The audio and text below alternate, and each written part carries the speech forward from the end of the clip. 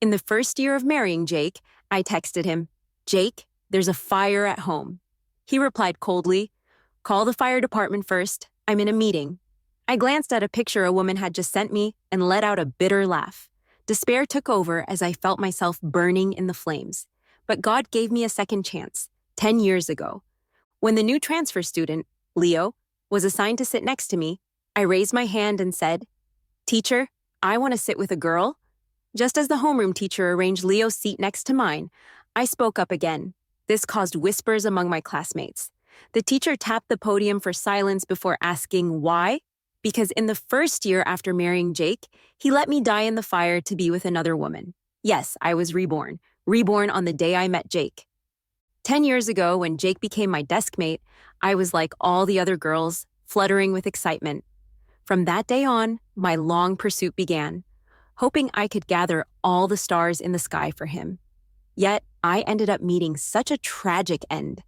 In this new life, I vowed to stay far away from him. I want to study hard. He's so handsome, and I have weak self-control, so I'm afraid I'll get distracted, I declared solemnly. The teacher was probably surprised by my bluntness and paused for a moment. In the end, she did switch my deskmate. "You played that desire to entice well." My new deskmate, Matt, tossed his backpack onto the table beside me, raising an eyebrow. I tried to recall what I knew about him. I vaguely remembered he was an athlete and rarely attended class. What desire to entice? Matt sat down beside me, tilting his head toward Jake, who was surrounded by girls. "You like that guy?" I froze. Following his gaze, I looked over. Jake sat upright at his desk, his back straight in a white shirt, just as I remembered him back then. "I don't like him." I quickly looked away and began to organize my books. Matt suddenly turned toward me, leaning in close. He stared at me for a long time, and when I frowned, he said, "You're lying. When you like someone, your eyes won't lie." Matt was right. I still liked Jake. I knew it the moment I saw him on the podium. But that was just a leftover spark from 10 years of infatuation. I loved myself more. Matt was indeed an athlete. He hardly attended class, leaving me often alone. This truly allowed me to focus on studying, gradually diminishing my feelings for Jake. After a semester, my grades surprisingly climbed to second place, right behind Jake. Suddenly, I became the girl everyone said matched well with Jake. "What are you worried about? She doesn't even like Jake. Everyone in their class says they're incompatible," I overheard in the restroom during a break. From next door came quiet sobs. The speaker continued, "Don't worry, you're so good looking. Jake will like you eventually. So sweet and caring. Besides, I heard Lily likes Matt." The crying suddenly stopped, and a soft voice asked, "Really? Really, you don't believe it? Even someone like Matt has fans." I couldn't take it anymore. I pulled up my pants and stood up. "I really don't like Jake." I kicked open the door to the stall next door, startling the two inside, but I also don't like Matt. The two were too scared to speak. I turned to leave but stopped, adding, "And Matt is 1,000 times better than Jake." With that, I left the restroom without looking back. When I returned to the classroom, Matt, who hadn't been there before, was already sitting at his desk. He twirled a pen in his hand and raised an eyebrow at me. "Hey, who upset you?" I shook my head. At least this version of him wouldn't just watch me burn in the fire. Jake and I were both selected as school representatives for our excellent grades and good looks to attend a public speaking competition in the city. On the way, I made sure to avoid being alone with him. Until backstage at the competition, he stood behind me and quietly asked, "I've never understood why you dislike me so much." I didn't expect him to talk to me first. "Lily." Seeing that I didn't respond, he called my name again. This was the first time I heard him say my name since my rebirth. It sounded really nice. I closed my eyes, took a deep breath, and turned to face him. "I dislike good-looking, high-achieving people." He was momentarily stunned before suddenly laughing. "That reason doesn't hold water." He smiled at me. "You're the same. Nobody dislikes themselves." In my past life, he had never looked at me like that, smiling, not even at our wedding. And he was wrong. Some people can indeed dislike themselves. Next up, please welcome Lily to give her speech. Before I could say anything else, the host called my name. I straightened my back, took the microphone, and walked onto the stage. But thankfully, I really liked the person I was now. In the past, I had always trailed behind Jake, never stepping onto such a big stage. Living again made me realize that apart from Jake, there were many other things I should pursue. Hey, isn't that your desk mate? As soon as I exited the venue, I bumped into Matt. He glanced at Jake behind me and gave me a knowing look. What are you doing here? I quickly pulled him away, worried he'd say something inappropriate. He let me drag him along while glancing back at Jake, asking casually, "Feeling guilty?" I shot him a glare. You showed up just in time. I don't want to go back with Jake. Matt was a member of the swimming team. I sat in the large gymnasium, watching him compete for the first time. He stood on the diving board in his swimsuit, looking over at me. I seemed to see that playful expression of his, and with the sound of a gunshot, he dove into the water. At that moment, I realized he might be even better looking than Jake. Most importantly, he had the chest and abs that Jake lacked. At just 17, he was already so fit. As my mind wandered, I snapped back to reality when Matt emerged first from the water. He waved at me with a mischievous grin. Indeed, he was 1,000 times better than Jake. After my speech, I dashed to watch Matt's competition, and news of me returning to school with Matt spread quickly. Jake's girls became increasingly hostile towards me, but I forgot. Matt wasn't an easy target either. Are you Sarah? I was blocked on my way home. The group before me was dressed in a way that clearly suggested trouble. I blinked and lied, I'm not. The girl leading asked another, did we get it wrong? As they debated, Jake called out, Sarah, oh my God, he's insane. Is it not enough that he let me die in my last life? Now he's back. The leading girl scoffed. Think you can fool me? She took 2 steps closer. I stepped back 2 steps. Jake then noticed something was off and approached me. What are you doing? He said firmly. Damn, doesn't this make things worse? The leading girl glanced at him, raising an eyebrow. And we have a knight in shining armor? What a load of nonsense. Soon, Jake and I were cornered against the wall. What do you want? Just as I thought we were about to be beaten, a cocky voice came from above me. I looked up just as Matt jumped down from the wall. Matt. The leading girl seemed a bit embarrassed. Matt shot her a glance. You know I don't hit girls. That's why many girls at school disliked Matt. He was a fighter. At a key high school, that wasn't exactly a glorious title. Next time you treat my desk mate like this, I can't guarantee I won't hit a girl. Hearing this, the group dispersed without saying a word. See, that's what a knight is. At least I saved you. Aren't you going to thank me? Matt ambled along behind me, his tone somewhat unfriendly. His hostility wasn't directed at me. When I turned around, I saw him and Jake both stop in their tracks. Jake's slightly furrowed brow showed his displeasure. I knew him. He never liked guys like Matt, but that was no longer my concern. Matt, thank you for today. I took over Matt's words to Jake. I need to head home early, so I'll go first. The 2 people who had been at odds turned to look at me when they heard my words. I'll walk you home. They spoke almost in unison. Sarah, this is the award certificate for the speech contest. Jake raised his eyebrows slightly after glancing at Matt, then handed me the certificate. Just in case someone gives you trouble later, I'll walk you back. I took the certificate, but before I could say no, I heard Matt snicker. He stepped closer to me and wrapped his arm around my shoulder.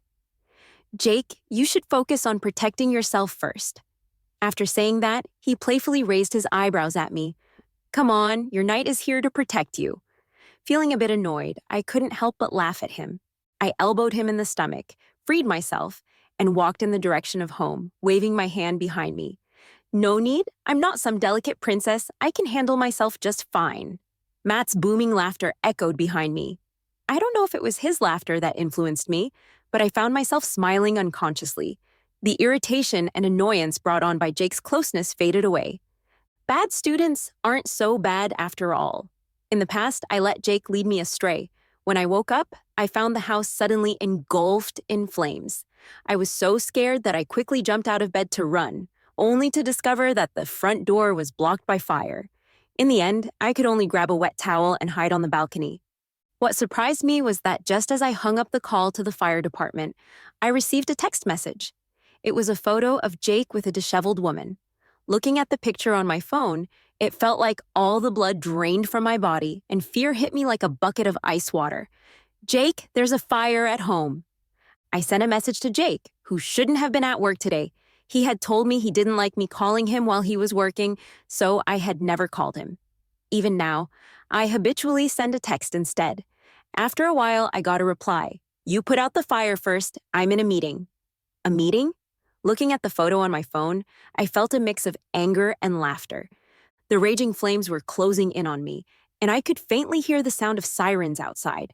Just then, someone suddenly opened the door from the outside. A strong beam of light flooded in. Sarah, if you don't get up now, you're going to be late. I opened my eyes to see my mom standing by the bed, looking helpless. The emotions from the dream hadn't faded yet, and as soon as I sat up, I tightly hugged her. Mom, I had a nightmare, a very scary one. Mom gently patted my back. If you sleep in, you'll have nightmares. That's what happens when you sleep in. Mom, I'm not a kid anymore. Oops, you're not so easy to trick anymore. I burst into laughter. Thank goodness that scene was just a dream. After my mom's antics, my mood lifted quite a bit. I obediently got up, washed up, had breakfast, and headed out to school. But to my surprise, as soon as I stepped out of the community gate, I saw Matt. Matt? Matt casually spat out the gum in his mouth and waved at me. What a coincidence. You live in this community? I nodded and continued walking forward. Do you live here too? He shook his head, leisurely following behind me. I live up ahead. I just passed through here. Jake really has issues. I'm not joking. Sarah, do you know how to solve this problem? During a break, Jake suddenly approached my desk. He startled me. The dream from last night was still fresh in my mind. I didn't want to see him even for a second. Without stopping my pen, I replied quietly, No. How do you know you can't do it if you haven't looked? He had never acted like this before. I stopped writing and glanced reluctantly at the problem in his hand. It was the exact problem I had just finished. I can't, I said calmly, flipping a page in my exercise book that contained that problem. After Jake left, I turned my head and saw Matt, who was lying on his desk, with his eyes open. Sunlight streamed through the window, perfectly illuminating his smiling eyes. He and Jake had completely different personalities and looked entirely different as well, full of life. What are you laughing at? I asked him. He blinked. I just think you're using that playing hard to get tactic quite well. Before long, he'll be running over to you like a good boy. I picked up my exercise book and tossed it at his head. If you dare say that again, I'll rip your mouth off. I waved my fist at him fiercely, but he just laughed unabashedly.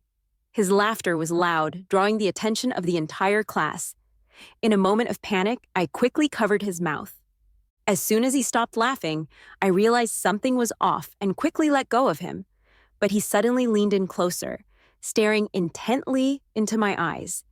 Just when I was about to punch him in the face, he laughed and lay back down on his desk. Yeah, this time you weren't lying. It seems I really don't like him anymore. I've long stopped loving him. The love that lasted 10 years was reduced to mere instinctive heartbeats at the moment of rebirth. And those insignificant heartbeats have long vanished amidst countless nightmares. Now, I just want to stay as far away from him as possible, even further. It would be best if we never saw each other again after the college entrance exam. Do you want to go to City Z? Matt walked beside me, surprised by my answer. Why? Because I like it. In my previous life, I didn't apply to a single school in City Z, just to follow Jake to City Y. Because I like it, I said, looking down at my shadow under the streetlight. I heard it's free there. Matt was tall, but the streetlight shrank his shadow into a blob. It looked kind of funny. Yeah, City Z is pretty nice. He kicked a pebble on the ground, his voice sounding like he had some happiness I couldn't quite grasp. When we reached the entrance of my community, I said goodbye to him and then asked, Do you really live up ahead? He paused for a moment. Then he casually replied, Yeah, do you want to hang out? No thanks. I grabbed my backpack and hurried inside. Later, I thought about it carefully. The reason I hadn't run into him on the road in my previous life might be entirely because I was focused on chasing after Jake. I never noticed anyone else, let alone Matt, who was least favored by Jake. My days of going to and from school with Matt didn't last long. and the semester ended. In the new semester of senior year, it was time to change seats again. Jake and Matt switched seats, the teacher casually said from the podium. I froze for a moment, still working on my exercises. Matt immediately raised his hand. I don't want to switch. He had gotten used to being carefree and often absent from class, so the teachers weren't too fond of him. The teacher frowned, asking unhappily, "Why not?" I like to sit in the sun, Matt said as he opened the window. The sunlight outside was just right. It fell on him, making him look exceptionally radiant. On the other side, Jake glanced at me from a distance, as if he was determined to claim Matt's spot. I raised my hand too. Teacher, Jake has good grades, and many students ask him questions during breaks. I'm worried it might disrupt other students' studies and affect mine and Jake's learning. The implication was that it was best for Jake to sit alone right now. The teacher thought for a moment and agreed that I made a good point. But in the end, he switched Matt with the girl sitting behind him. Matt was satisfied with this result. He winked at me while leaning back on his desk. As long as you're not sitting next to Jake, it doesn't matter who you sit with. Senior year is intense. Even though this was my second time experiencing it, there were still moments when it felt suffocating. Matt's swimming training was getting denser, and he spent less and less time in the classroom, but discussions about him were increasing. The girls who used to look down on Matt began to turn their attention to him as he won competition after competition. He really has no flaws, except that he's not good at studying and has a bad temper, my new deskmate, Jean, concluded while discussing some gossip with me. I didn't stop working on my problems, but added, he has a pretty good temper. Jean didn't expect me to respond to the gossip and leaned in closer. I heard you like him. Is that true? That rumor is so old now. I paused my pen, looking at her helplessly. That's not true. How could I like him? Don't listen to their nonsense. Just as I finished speaking, a bottle of water was placed at the corner of my desk. I turned to see Matt, slightly sweating at his temples. It was a bit awkward. After we exchanged glances for a few seconds, I looked down at the water on the desk. How much is the water? I'll pay you. Matt seemed upset. He didn't take my money and didn't say a word to me. After he dozed off on the desk for a whole class, Jake came in. Jake placed a form on my desk and gently said, "The teacher wants you to participate in this competition for a chance at a direct admission spot." Hearing direct admission was exciting. I took the form without asking anything, not realizing this competition was with Jake. Did you come here just so I wouldn't? Was with Jake. Did you come here just so I wouldn't? Jake asked, sitting next to me in training class. I glanced up at him. Now I could look at him calmly. Of course not. I politely shifted a bit. Direct admission is really important. Way more important than you. I don't know if my action was too obvious or if that statement was too cold. Jake's smile faltered for a moment. I ignored him and started preparing for class. When I finished my problems and looked up after class, I saw Matt standing outside the classroom. He had changed a lot, with many girls approaching him to chat. Is that the type you like? Jake asked as he noticed me looking at Matt. His tone was casual. I turned back to him and replied firmly, I just don't like guys like you. What are you doing here? I asked Matt, who was walking beside me. You're not just passing by again, are you? He ruffled my hair, saying, The gym is right next door, didn't you know? I instinctively turned back and saw it really was a gym. Do you train at this time every day? I asked, since I only came to the training class after school and it was already late. Do you think it's easy to win championships? He winked at me playfully. His nonchalant attitude made it seem like he found it easy. I smiled and nodded. Okay, I wonder if I'll have the honor of treating the champion to ice cream. As a way to atone for my earlier behavior. Ice cream? I pointed to an ice cream shop by the roadside. Matt looked over and smiled. Then this champion will give you that chance. But before the ice cream was ready, a woman arrived. She was elegantly made up, wearing a long red dress and high heels, standing across from Matt. Matt? Her voice was soft. Matt looked up at her, and the smile vanished from his face. The woman looked a bit familiar, but I couldn't remember who she was. I sighed, looking at the ice cream that had once been Matt's. After that night when Matt left with her, I didn't see him for several days. The next time I saw him was at my doorstep. He stood there alone, a stark contrast to his usual lively self. "Matt," I called out to him. He looked up, his indifferent eyes lighting up a bit. "I thought you were kidnapped or something. It's been so long since I saw you." I tried to lighten the mood with a joke. It seemed to work. He slightly smiled and then playfully patted my head. "Can you think something nice about me?" Matt was hurt. I pointed to a small piece of bandage on his leg. "What happened here?" He looked down at his leg and then tugged at his pants. He must have pulled the bandage, inhaling sharply, but stubbornly replied, "It's nothing. How did you end up like this after just a few days?" I frowned, lifting his pant leg to see the bandage. He grabbed my hand and chuckled softly. I looked up at him in confusion, only to find him leaning closer. His face was very close to mine, so close that his breath made my face flush. "Care so much about me?" He raised his eyebrow playfully, his mouth curling into a teasing smile. "You're not falling for me, are you?" I was startled. I pulled my hand away, quickly standing up from my chair. "What nonsense are you talking about, Sarah?" He looked at me, his eyes sparkling, as if filled with stars, unlike how they were when he waited at the gate. I said, "Eyes don't lie." Caught off guard, I turned away instinctively. "Matt, if you dare say that again, I'll tear your mouth apart," I said fiercely and ran back home without looking back. Matt had no filter. He was used to saying whatever. I should have been accustomed to it by now and not reacted so strongly today. Thinking this, I rolled over in bed, deciding not to dwell on it. Yes, I was sleepless. All because of that jerk Matt who talked nonsense all day.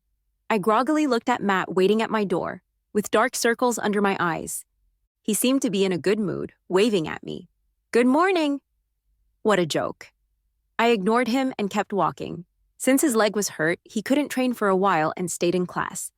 Now, the girls in class divided into two groups. One group was around Jake, and the other was around Matt. As I was about to rub my temples, I heard Matt's impatient voice. "I'm going to sleep, don't make noise." But his approach was better than Jake's. I bit my lip, feeling a bit pleased. The competition results came out quickly. Jake ranked first as usual, and I was second. The teacher was very pleased and said he wanted to treat us to a meal. I initially thought to decline, but squeezed the trophy in my hand and agreed. "Sarah." As soon as I entered the restaurant, Jake waved at me. I sighed and walked slowly inside. Is the teacher not here yet? I sat down opposite Jake. He kindly poured me a glass of water. "He might be held up." I nodded. Then I slowly poured the water he had poured for me into a bowl, rinsing it and my chopsticks. "Can you dump this? Thanks." I politely stopped the waiter and handed over the bowl. I was worried drinking Jake's water would bring me bad luck. Seeing my actions, he didn't get mad and calmly rinsed his bowl and chopsticks too. Truly the top student. "If we succeed in getting direct admission, we'll be in the same school," Jake said while rinsing his bowl, looking up at me. I froze. If this were in my previous life, I would have been so happy I'd dream of it. But sadly, I could only get into a school not too far from his. "Wait, you can only get into one university through direct admission?" I smiled at him. "Then I want to try for the college entrance exam." That statement hit him hard, and his expression stiffened. I pretended not to notice his discomfort and checked the time on my watch. "It's been a while. If the teacher doesn't come soon, I'm leaving." With that, I shouldered my bag and walked out. Just a few steps out of the restaurant, Jake grabbed me. "I don't understand," he said, a bit frustrated. "What exactly do you dislike about me?" I turned to look at him. Under the streetlight, he didn't seem so high and mighty, pulling me just like I had pulled him countless times before. "Jake," I pulled my hand away and asked him, "You don't actually like me, do you?" I knew Jake was troubled. In my last life, I followed him around, wanting to gather stars for him, yet he wouldn't spare me a glance. Now, I couldn't even be bothered to look at him, and he suddenly liked me. Definitely troubled, Matt, the injured athlete sitting next to me in gym class, chimed in. I turned to him as he pointed at Jake, who was jogging on the field, and said, "Look at him, running like he's exhausted. He must have weak kidneys." I spat out the water I had just drunk. "Why do you hate him so much?" I asked Matt, tightening the bottle cap. It seemed like he had always harbored a strong hostility towards Jake.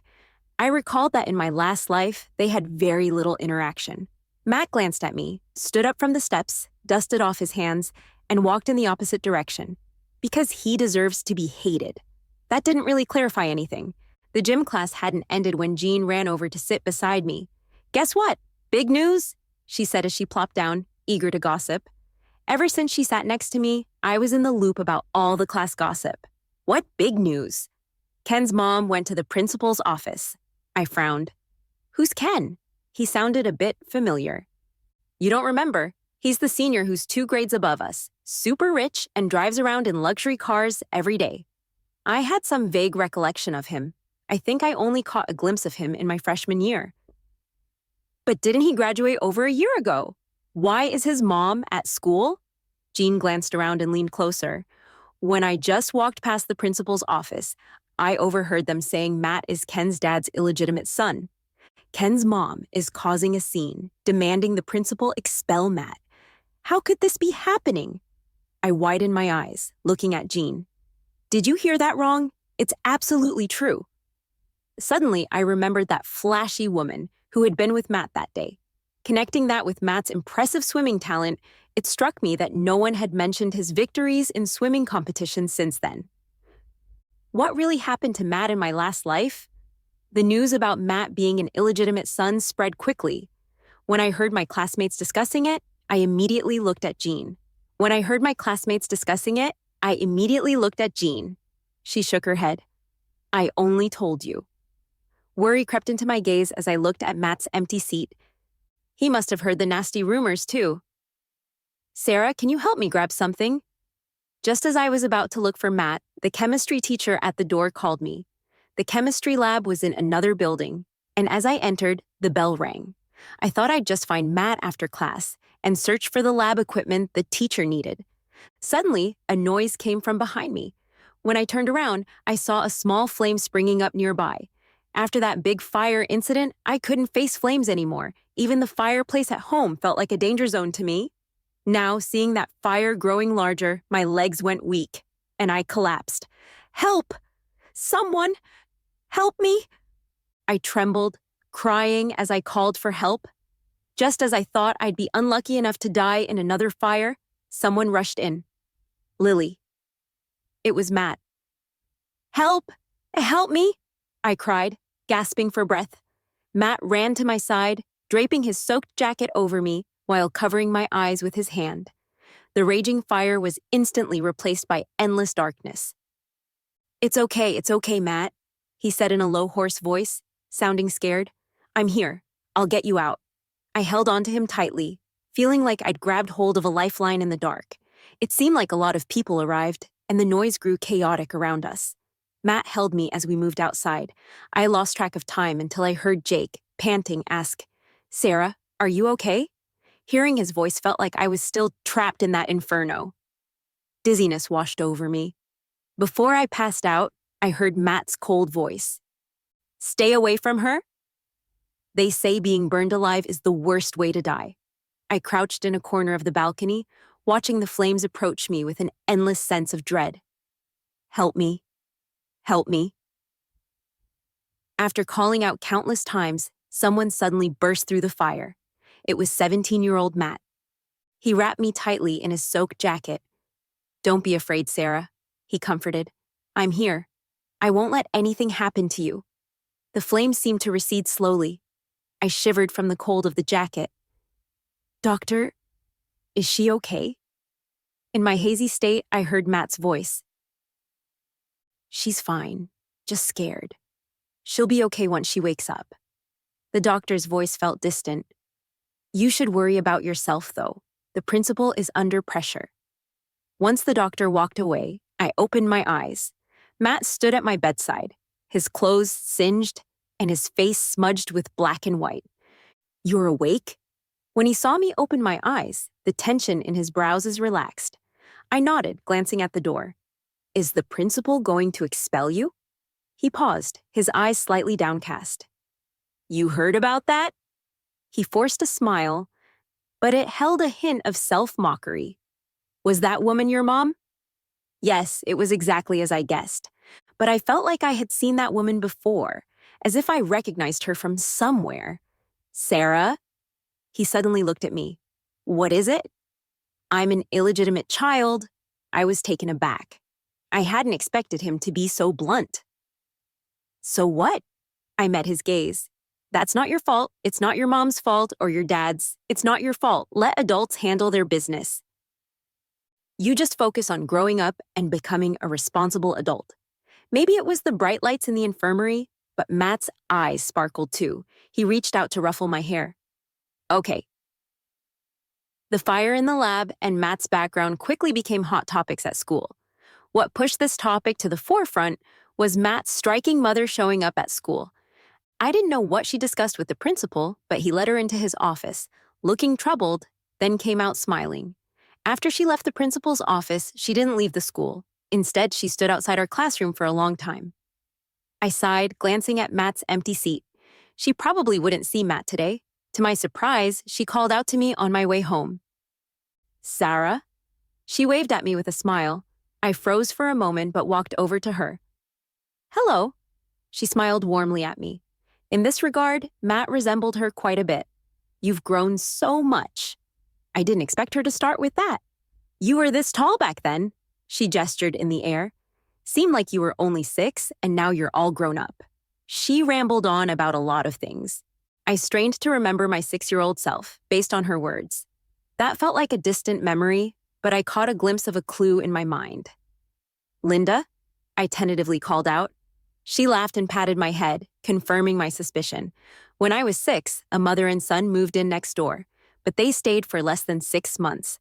I had completely forgotten them in the river of memory. I didn't expect that mother and son to be Matt and his mom. Tell Matt not to worry about school. I've already taken care of it. She seemed to have a real purpose in finding me. I nodded. Why not just tell him yourself? She was taken aback. Didn't Matt tell you? She touched her belly. I'm married, and Matt hasn't wanted to talk to me for years. A child born out of wedlock. A remarried, pregnant mother. How could Matt still seem so vibrant, living what looked like a happy life? Matt. I found Matt in the park near my home after not seeing him for days. He was squatting alone under a bridge, a half-burned cigarette in his hand. The dim streetlight cast shadows on him, making him look heartbreakingly vulnerable. Maybe this was his true self. He looked up at me and instinctively tossed the cigarette aside.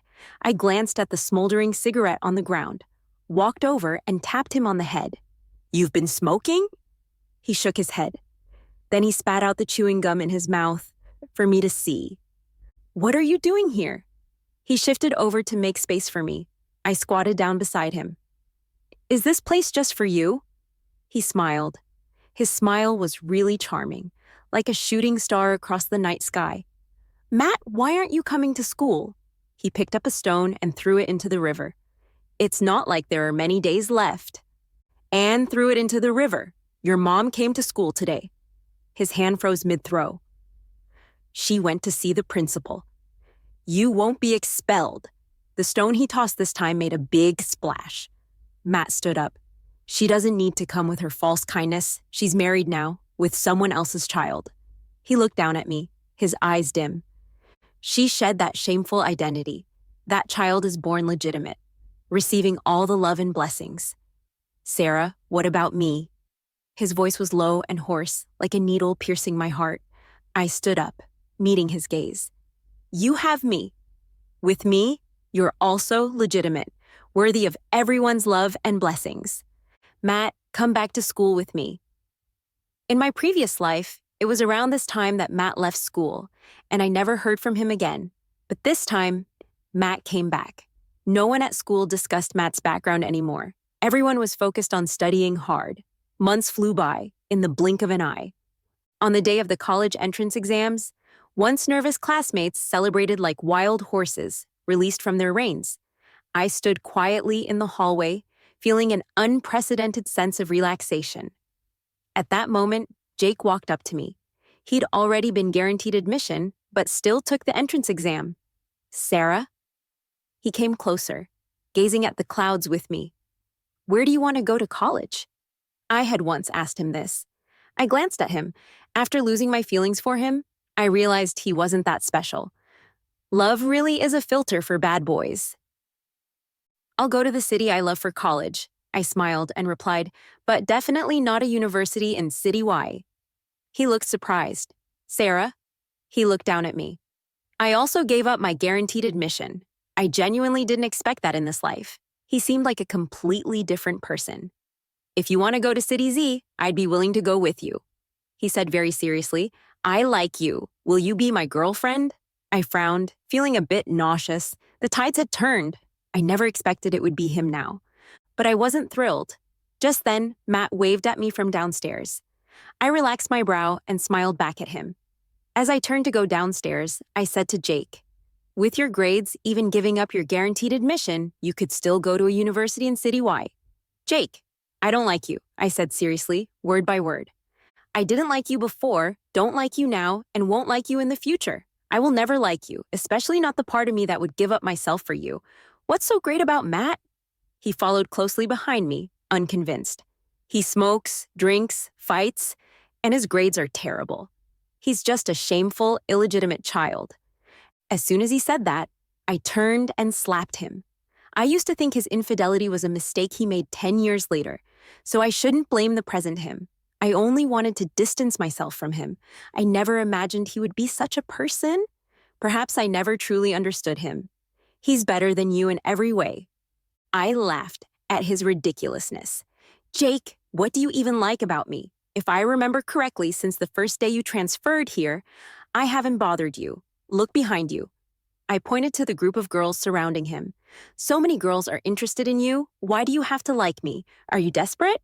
Or is it that you're so used to being above everyone that you enjoy conquering a woman like me who isn't swayed by you? I stared coldly at him. If I were like those girls, would you still like me? No. He probably never considered a girl would say that to him. Frozen in place, he didn't move. Just then, a girl who couldn't stand it stepped out from behind him, but before she could say anything, Matt grabbed my hand from behind and ran downstairs. That day, Matt held my hand and ran for a long time. The wind blew against us, lifting my hair. Matt laughed. See? Even the wind says you're free. I was free. At the graduation party, Jake didn't come. The girls who liked Jake looked at me like they wanted to eat me alive. But with Matt sitting beside me, none dared approach. I munched on snacks, smiling at Matt. You look like my bodyguard now. I'm happy to be, he raised an eyebrow, grinning playfully. Everyone drank a lot that day. Many classmates were drinking for the first time and got completely wasted. After I sent the last girl home, who had been cursing at me, I turned to look at Matt behind me. His ears were a bit pink. He had definitely drunk a lot. We walked side by side, and the streetlight stretched our shadows long. Even though we were still a fist apart, our shadows seemed connected. Sarah? Matt suddenly stopped. I stopped too, looking at our shadows. I like you. He turned to face me. His eyes sparkled, as if wanting to draw me in. I slightly lowered my head, tucking my hair behind my ear. I know. I had known for a long time, when he took me to watch his matches, when he jumped down from the wall to stop those thugs. I come from a shameful background. My grades are poor, and I fight. He repeated Jake's words one by one. But I don't smoke. I raised my hand to cover his mouth. His lips were cold, stirring in my palm. It felt ticklish. My heart felt ticklish too. Your background isn't your fault, I answered patiently. Not everyone has to excel academically. You swim really well, always finishing first. You fight, but you've never hurt anyone unnecessarily. You can protect me. You're so great. I blinked, tilting my head to look at him. I like you too. He was momentarily stunned. His eyes brightened, as if filled with stars. Really? Really? Then we fell silent. We walked back to the neighborhood, both blushing. At the neighborhood gate, just as I was about to say goodbye, Matt suddenly asked, "Want to try some chewing gum?" I was taken aback. "It's really sweet," he insisted. I nodded in a daze and reached out my hand. But he popped a piece of gum into his mouth and blew a bubble. Before I knew what he was up to, he leaned slightly and let the bubble touch my lips. My mind went blank, and I instinctively licked my lips. With a bang, the bubble burst, and I snapped back to reality. Is it sweet? Matt asked me with a smile. In that moment, my heart raced and my face turned red. I stomped my foot and ran away. Not at all sweet. I lied. Both Matt and I moved to City Z. He was accepted by our school due to his outstanding swimming results. In City Z, all the previous rumors had vanished. As soon as Matt enrolled, his name appeared on the confession wall. Hey, isn't that the school heartthrob? I said, sitting in a cafe, feeling a bit jealous as I watched him come to our date after training. Matt cheerfully sat next to me. Here, I'm just Sarah's boyfriend. I playfully punched his chest and touched it. He was getting more solid. At times like this, I felt as if everything was a dream. Even though it was my second time in college, it felt like this was what university should be. Endless competitions, countless awards, and a caring boyfriend. Not just waiting outside the boys' dormitory every day. Time passed beautifully and warmly. In a blink, 10 years flew by. It was September 8th again, and I stared at the calendar on the wall, lost in thought. 10 years have gone by. Matt hugged me from behind, also looking at the calendar. Yeah, 10 years ago today, I became your desk mate? Right. I smiled and turned to hug him back. Let's get ready to go, we can't be late. Today was his last match before retiring. It was important. Originally, he didn't want to participate, wanting to stay home with me. But I insisted he join, not wanting him to have any regrets. After seeing him off, I settled back on the couch. I don't know how long later, our high school group chat suddenly buzzed, saying Jake was getting married. Then someone sent a photo. It was Jake with a woman. Unlike the photo from 10 years ago, this woman was dressed modestly and bore a slight resemblance to me. Jean messaged me privately. Jake really has deep feelings for you. Stop. I can't handle that, I replied with a laugh. The high school group was still buzzing, while my screen showed only Jake and that woman. Everything had changed, yet it felt like it was slowly coming full circle. In a haze, I fell asleep again. A long-forgotten nightmare returned. I was helplessly curled up on the balcony, but this time, I opened Matt's chat. Just as I was about to type, I stopped. I exited the chat and dialed Matt's number. He answered, still at the competition, sounding anxious yet gentle. Don't be scared, I'm here. All my fears vanished in an instant. I woke to the sound of my phone ringing. Then I heard Matt's voice. Whatever, I'm retiring anyway. Just say I lack sportsmanship. I struggled to wake up and opened my eyes to see Matt standing by the floor-to-ceiling window. A wave of unprecedented security washed over me. My nose tinged and tears streamed down my face. Why are you back? I asked Matt, my boyfriend. He turned to look at me, backlit, so I couldn't see his expression. I just knew he was as warm as the sunlight. He smiled and asked, What would you do without me? I left soup simmering in the kitchen and fell asleep. Mike's side story ***. When I saw the news about the big fire, I had just finished a meeting. Sir, you have another meeting this afternoon. My assistant chased after me as I loosened my tie and rushed outside. Cancel everything. I drove through countless red lights until I reached the scene. The street was filled with people, but Jake was nowhere to be found. His house was on fire. He hadn't returned. Over there. Someone pointed to a balcony on a tall building. That's the lady of the house, Sarah. Ignoring the police's obstruction, I rushed in. The elevator was out due to the fire. I climbed floor by floor, my heart growing colder. The fire was enormous. In the end, I collapsed outside the door. If I could do it again, I would never hesitate and let her be taken by someone else. I wondered if fate had softened.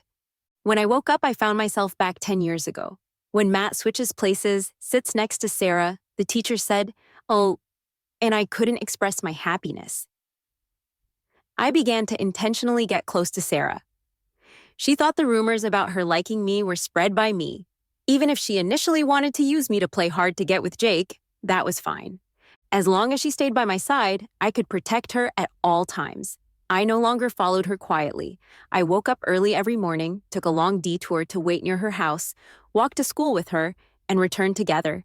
Every time Jake tried to get close to her, I would appear right on time. I would deliberately pass by wherever she was. So what if she said she didn't like me? Eventually, she would come to like me. Everything was progressing well, until that day when my mother, whom I hadn't seen in years, appeared. I suddenly remembered the painful past.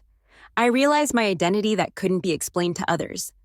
No matter how I changed, what was meant to come would still come. That guy named Ken found me again. The thugs he hired were beyond my ability to handle. "You're just a bastard," he looked down at me. "Tell your mom to stay away from my family. You can forget about joining my family." I couldn't refute a single word he said.